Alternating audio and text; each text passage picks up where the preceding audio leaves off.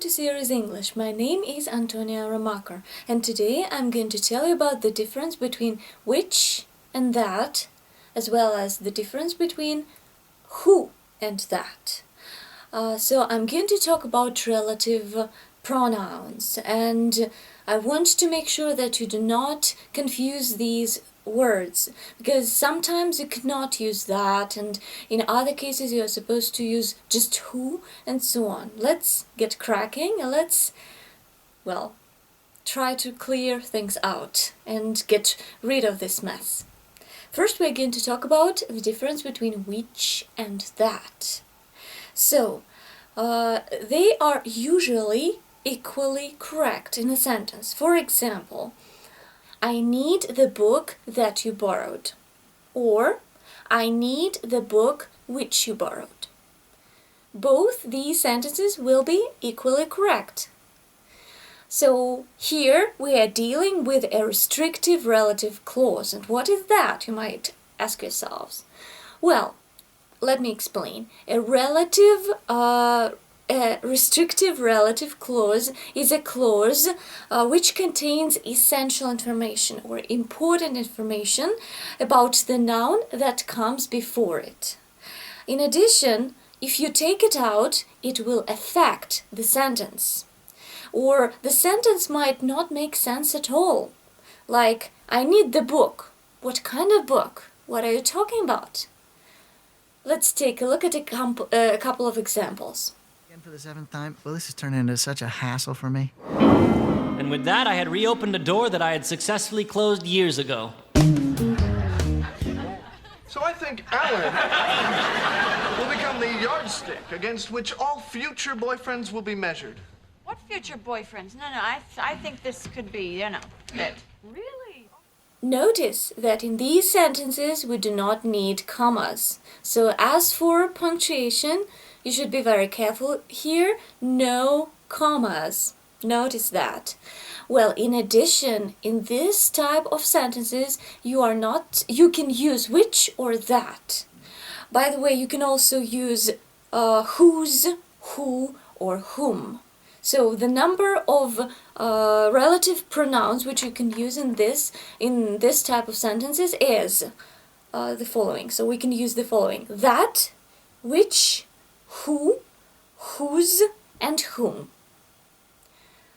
Okay, and now let's discuss the second type of relative clauses.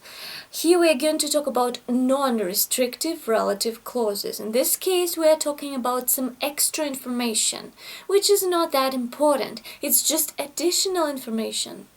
And, it can easily be left out without affecting the meaning or the structure of the sentence. So it's not important. Non-restrictive, not important. Additional, extra information. In this case, we should use commas. We are supposed to use them. It's, more or less strict rule. In addition, we cannot use that. We use which, who, whose, and whom. No that. Never. Be careful here. So, for instance, the book which I lent you had kept me on the edge of my seat till I finished it. So, as you can see, we can just simply leave this part out. We can say, the book had kept me on the edge of my seat till I finished it. So, now, a couple of extra examples from the TV series. Regular lamps. What? Oh, come on. I mean, it's not like I'm asking for this girly clock or anything.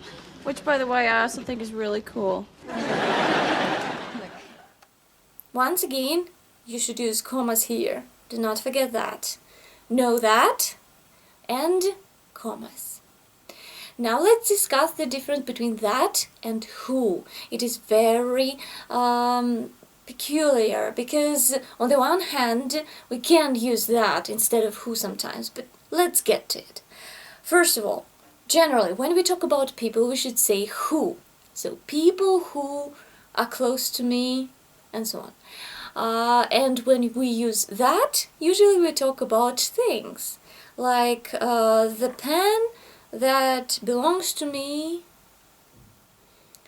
and so on. Yeah, so things and people. However, this is there's no strict line, so to say, because sometimes we can use that instead of who, especially when we talk about people in general, like a class of people. For example, the women that focus on their career tend to have no family of their own. So I'm talking about a whole class of women, a whole class of people. In this case, I can say that the women that focus on their careers. Well, in addition, usually when we substitute who with that, our speech becomes a little bit colloquial or informal. So in this case we can talk about abilities and characteristics of individuals and groups of people. Speaking about individual people, like someone in particular, if you use that, this is very informal. As for groups of people and a whole class of people, it's not that informal. You can even sometimes use it in a formal situation. However, to be on the safe side, it's better to use who whenever you should say something of the kind. Yeah, this particular idea, when you should use a relative pronoun and you're talking about live creatures, namely people, not animals. In this case, to be on the safe side, use who. Then you will definitely, you won't make any mistake here. However, if you want to sound informal, careless, colloquial, you can use that. So, all in all, the bottom line here is that you should be consistent. So, just stick to one rule and do it. However, my personal advice is to use who. Then you won't be wrong whenever. So you won't be wrong ever. Okay, by the way, however, once again, I should mention that some of great writers, classical writers, I should say, use that in this particular situation. For example, Chaucer, Shakespeare, and Dickens, they use that instead of who sometimes. So even if you use that instead of who, it won't be a mistake. However, if you want to sound British and if you want to sound 100% formal, then say who. Okay, that's it. That's everything I wanted to teach you today. I hope that now you understand the difference between which, that, and who. I guess that we'll continue discussing relative pronouns. But that's it for today. Do not forget to like this video so that I could see that you actually liked it, and leave your comments, leave your questions. I would really appreciate that, and I will really enjoy answering your questions. So stay tuned, keep up, study English and Russian with me on this channel, and hope to see you soon. Happy Russian and English practice. Bye bye.